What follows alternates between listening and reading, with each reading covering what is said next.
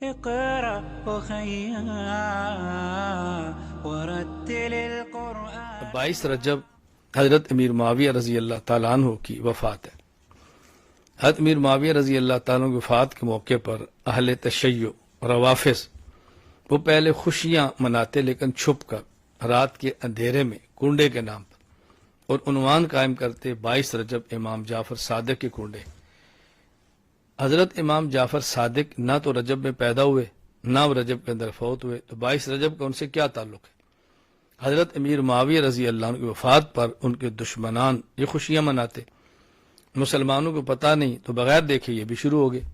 اب رات کو بھی ہو رہے ہیں، دن کو بھی ہو رہے ہیں، کنڈے بنائے جا رہے ہیں، تقسیم کیے جا رہے ہیں، اپنے ایمان کا کنڈا نکالتے ہیں، اپنے ایمان کا جنازہ ہم اٹھا لیتے ہیں۔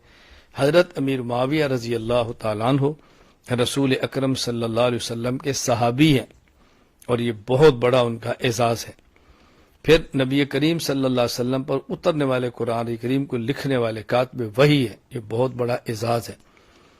پھر حضرت امیر معاویہ رضی اللہ تعالیٰ عنہ رسول اکرم صلی اللہ علیہ وسلم کے برادر نسبتی آپ کی بیوی ام حبیبہ رضی اللہ تعالیٰ عنہا کے بھائی ہیں، پوری امت کے ماموں ہیں، یہ بہت بڑا اعزاز ہے۔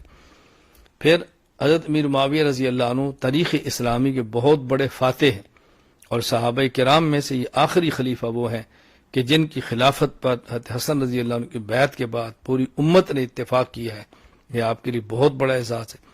حضور اکرم صلی اللہ علیہ وسلم نے بہت زیادہ دعاؤں سے حضرت امیر معاویہ رضی اللہ عنہ کو نوازا، اے اللہ امیر معاویہ کو حساب کا علم دے دے، اے اللہ ان کو قرآن کریم کا علم دے دے۔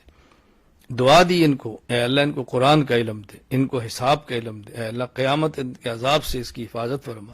کتنی دعائیں آپ نے مانگی۔ اتنا بڑا انسان، اس کے بارے میں بغض کے اظہار کرنا یہ مومن نہیں کر سکتا۔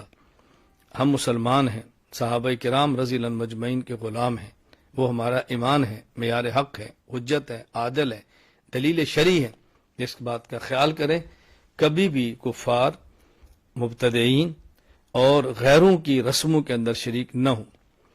کنڈے کے نام پر آنے والے کھانے کو قطعاً استعمال نہ کریں، بہت زیادہ اس کی حوصلہ شکنی کریں، اور سنت کی اتباع کی دعوت۔ أخيا ورتل